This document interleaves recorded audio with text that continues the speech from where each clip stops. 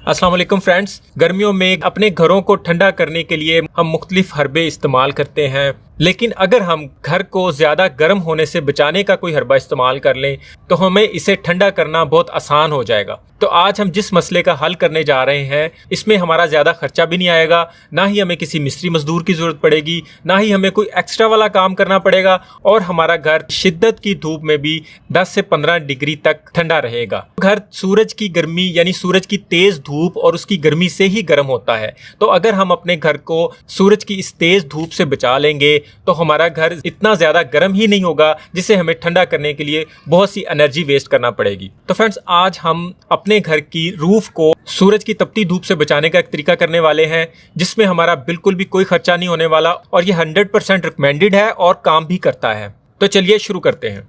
तो friends, roof किसी भी किस्म की होगी तो हम सबसे पहले रूफ की अच्छे से सफाई कर लेंगे, उसके बाद उसे पानी से अच्छी तरह धो लेंगे। मार्केट से प्लास्टर ऑफ पेरिस की एक अदद बोरी लेके आएंगे जो कि सिर्फ और सिर्फ हमें 500 रुपए में मिलेगी। ये 50 किलो की बोरी होती है और ये हमें किसी भी सीलिंग वाली शॉप से मिल जाएगी, यानी जो लोग सीलिंग करते हैं, जो सीलिंग बनाते हैं, वहां से मिल जाएगी। ये वही प्लास्टर ऑफ पेरिस है जिससे हम अपने घरों में चाक की सीलिंग करवाते हैं। उसमें खूबसूरती के साथ साथ कमरों को ठंडा रखने का पर्पस भी शामिल होता है। तो जो काम हम बहुत सारे पैसे लगा के छत के नीचे की तरफ करते हैं वही काम हम आज छत के ऊपर वाली साइड पे करने वाले हैं। इसके लिए हमें किसी कारीगर वगैरह की भी जरूरत नहीं है, ये काम हम खुद भी कर सकते हैं। बहुत ईजी है। करना यह है कि हम किसी बाल्टी में पानी ले लेंगे और उसमें प्लास्टर ऑफ पेरिस फेंकते जाएंगे। ना तो इसे बहुत थिक रखेंगे और ना ही बहुत ज्यादा पतला रखेंगे। हम इसकी अपनी छत पर 2 लेयर्स लगाएंगे। एक बोरी से 1000 स्क्वायर फुट तो क्लियर हो जाएगा, एक लेयर से भी काम चल जाएगा, लेकिन अगर हमें दूसरी लेयर लगाना है तो उसके लिए हमें दूसरी बोरी की जरूरत पड़ेगी।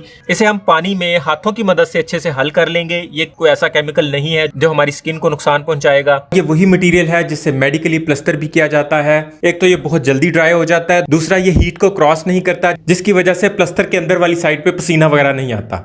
इसे हम अच्छे से हल करेंगे, ये बहुत मुलायम सा बन जाएगा और फिर इस बनाए हुए प्लास्टर ऑफ पेरिस को हम छत पे किसी एक कॉर्नर से शुरू करेंगे, वहां इसे गिरा के वाइपर से हल्का हाथ रख के फैलाना शुरू कर देंगे। ये काम हमने धूप में करना है, शाम के टाइम नहीं करना, क्योंकि धूप में जिस तरह हम इसे फैलाते जाएंगे ये साथ साथ ही ड्राई होता जाएगा। दूसरा कोट हम इसके सूखने के बाद 1 दिन के गैप के साथ करेंगे, मतलब पहला कोट 1 दिन करेंगे और दूसरा कोट हम दूसरे दिन कर देंगे। बाजार से जो प्लास्टर ऑफ पेरिस के पूड़े मिलते हैं, जो उसके छोटे बैग मिलते हैं जो 10-20 रुपए का आता है, वो हम यहाँ हरगिज यूज नहीं करेंगे क्योंकि वो इतना मयारी नहीं होता। हम वही वाला प्लास्टर ऑफ पेरिस यूज करेंगे जो सीलिंग में यूज होता है। वो अच्छी क्वालिटी का होता है, उसकी पकड़ भी ज्यादा होती है और वो अच्छा काम करता है। ये जैसे ही ड्राई होता जाएगा आप इसके ऊपर चल फिर भी सकते हैं। हाँ, अलबत्ता किसी हथौड़ी वगैरह के स्ट्रोक से ग्रेज करेंगे, उससे ये उखड़ सकता है। इसके बावजूद ये बारिश, आंधी, तूफान, किसी चीज से इसको कोई फर्क नहीं पड़ेगा। हम इसके ऊपर जूतों के साथ, बिना जूतों के बिल्कुल चल फिर भी सकेंगे। सिर्फ इसकी एक एहतियात करना है कि बारिश के फौरन बाद या बारिश के दौरान हम इसके ऊपर नहीं चलेंगे, क्योंकि बारिश में इसके ऊपर स्लिप होने का खतरा हो सकता है। बारिश वगैरह में भी इसकी जरा भी लेयर ऊपर से नहीं उतरेगी, ये बिल्कुल इसी तरह इसके ऊपर जमा रहेगा। जैसे जैसे ये सूखता जाए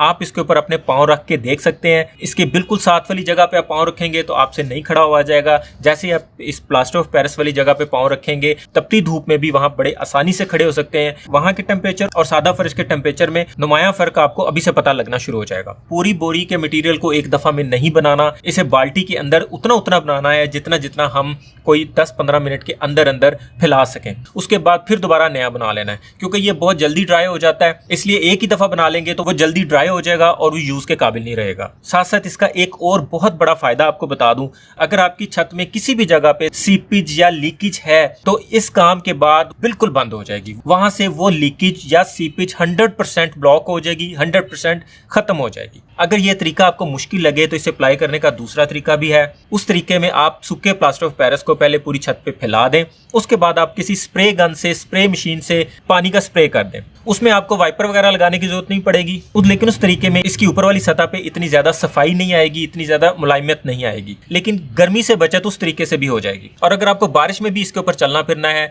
तो फिर आप एक और काम करें, प्लास्टर ऑफ पेरिस को हल करते वक्त इसके अंदर व्हाइट सीमेंट की कुछ मिकदार शामिल कर दें। व्हाइट सीमेंट से धूप की क्रॉसिंग या गर्मी के कम या ज्यादा होने का कोई ताल्लुक नहीं है, सिर्फ ये है कि बारिश में आप उसके ऊपर चल फिर सकेंगे। अगर आपके घर में चाक की सीलिंग हुई है तो भी बहुत अच्छी बात है, अगर नहीं हुई तो भी अब आपको सीलिंग करवाने की बिल्कुल भी कोई जरूरत नहीं है। समझ लें आपने सिर्फ 500 रुपए में पूरे घर में चाक की सीलिंग करवा ली हुई है। यानी आप इसे अपनी छत पे बिछाने से पहले कमरे का टेम्परेचर चेक करें, अपनी रूफ का टेम्परेचर चेक करें और उसे नोट कर लें। उसके बाद छत की कोटिंग करने के बाद भी एक दफा कमरे का टेम्परेचर चेक करें, इवन छत का नीचे वाली साइड से भी टेम्परेचर चेक करें। आपको वाज़ेह फर्क बिल्कुल साफ नजर आ जाएगा। बल्कि कोटिंग करने से पहले जब हमारे घर की छत तेज धूप की वजह से बहुत ज्यादा गर्म हुई होती थी, तो हम जब कमरे का फैन ऑन करते थे तो छत की तरफ से एकदम से बहुत ज्यादा गर्म हवा नीचे की तरफ आती थी। तो इससे एक तो सीलिंग फैन ठंडी हवा देगा, दूसरा अगर हम एसी यूज करते हैं, एसी को कमरों को ठंडा करने के लिए बहुत ज्यादा जोर नहीं लगाना पड़ेगा, वो कुछ देर चलने के बाद ही कमरे को ठंडा कर देगा। इस तरह हमारा एसी का बिल भी बहुत कम आएगा। यह भी ज्यादा अच्छे वाला ड्राई नहीं हुआ, लेकिन फिर भी मैं इसके ऊपर हाथ लगा के चेक कर रहा हूँ तो आप देख सकते हैं कि ये बिल्कुल भी नहीं उतर रहा, ये फर्श के साथ फिक्स हो गया है। पहला कोट करने के बाद उसी रात बारिश भी हो गई और इसकी बड़े अच्छे से टेस्टिंग भी हो गई। बारिश ने इसका बिल्कुल भी कुछ नहीं बिगाड़ा, ये बिल्कुल अपनी जगह पे जमा रहा। सुबह अगर मौसम अच्छा हुआ तो हम इसके ऊपर दूसरा कोट करेंगे, अगर मौसम अच्छा नहीं हुआ तो एक दिन का और गैप दे देंगे। तो फ्रेंड दूसरे दिन हमने बिल्कुल सेम तरीके से इसके ऊपर एक और कोट कर दिया। जहां जहां इसके पैचेस थे, जहां जहां हमें थोड़ा थोड़ा फर्श नजर आ रहा था, वो भी सब हमने क्लियर कर दिया। मैंने गर्मियों के स्टार्ट में अपनी छत की कोटिंग करवा ली है। इसे मैं 1-1.5 माह तक चेक करूंगा, उसके बाद इसका रिजल्ट वीडियो में शामिल करके ये वीडियो अपलोड करूंगा और ये मुझे जितना फायदा देगी आपके साथ भी शेयर करूंगा। हमें इसमें किसी गिलू या फेविकोल वगैरह का यूज नहीं करना, क्योंकि वो वाटर बेस्ड होता है और बारिश पड़ने पे उसका असर खत्म हो जाता है। हमें बिल्कुल भी किसी जंबो लॉन, किसी थर्मोपोल वगैरह की कोई शीट्स बिछा के उनके ऊपर मिट्टी डाल के कोई फर्श नहीं लगवाना, किसी लुक वगैरह की जरूरत नहीं है, किसी महंगे केमिकल की जरूरत नहीं है, किसी भी ऐसी चीज की जरूरत नहीं है हमें जिसमें मेहनत भी ज्यादा लगेगी और पैसे भी ज्यादा लगेंगे। हमें इसमें कोई कली या चूना वगैरह यूज नहीं करना। कली बारिश से भी उतर जाती है और चलने फिरने से भी उतर जाती है, और वो कोई ऐसी लेयर वगैरह नहीं बनाती जो गर्मी को दूसरी साइड पर जाने से रोक सके। कली करने का मकसद सिर्फ और सिर्फ छत को सफेद कलर करना होता है, ये मानते हुए कि सफेद कलर गर्मी को ज्यादा ऑब्जॉर्व नहीं करता, जबकि प्लास्टर ऑफ पेरिस एक मोटी लेयर बना देता है जो ना तो खुद गर्म होता है और ना ही गर्मी को दूसरी साइड पर जाने देता है। आप यकीन करें कि सिर्फ 500 रुपया लगाने के बाद हमारा पूरा घर बिल्कुल ठंडा हो जाएगा। हमारे इस लैंटर से नीचे वाले हिस्से में तेज धूप या गर्मी से कोई असर नहीं होगा। इवन अगर आपके घर की पिछली साइड पे कोई दीवार ऐसी खाली है जहां से उस पर धूप पड़ती है और आपका पूरा घर या कोई स्पेसिफिक कमरा बहुत ज्यादा गर्म हो जाता है, तो उस जगह पे भी सीमेंट या कोई लुक वगैरह लगाने की बजाय उस दीवार पे भी आप प्लास्टर ऑफ पेरिस को लगवा सकते हैं। ना तो सेम रहेगी और ना ही गर्मी क्रॉस करेगी। रूफ की इस कोटिंग के बाद जब आप अपने कमरे का एसी चलाएंगे तो आपको वाज़ेह फर्क नजर आ जाएगा। आपको पता चलेगा कि एसी बहुत जल्दी ट्रिप किया है, उसने कमरा बहुत जल्दी ठंडा कर दिया है। ये सिविल इंजीनियर्स का रिकमेंडेड है और 100% काम करता है। और जितने बड़े बड़े हॉल्स और कोल्ड स्टोरेज की रूफ्स के ऊपर भी इसी मटेरियल का इस्तेमाल किया जा रहा है। इसकी कोटिंग करवाए हुए तकरीबन आज हमें 1 माह गुजर चुका है। इस पे धूप भी पड़ी है, इस पे 2-3 दफ़ा बारिशें भी हो चुकी हैं, जिसमें ये बारिशों का सबूत भी है।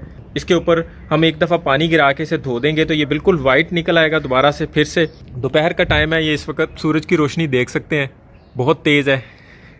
आप यकीन कीजिए ये ज़रा भी गर्म नहीं है और इसकी निस्बत ये फ़र्श बहुत ज़्यादा गर्म है। और आप ये देखें कि अगर ये ऊपर से बिल्कुल ठंडा है तो 100% इसके नीचे वाला फ़र्श भी ठंडा है। इसी जगह पे हम इसे मीटर की मदद से चेक करते हैं।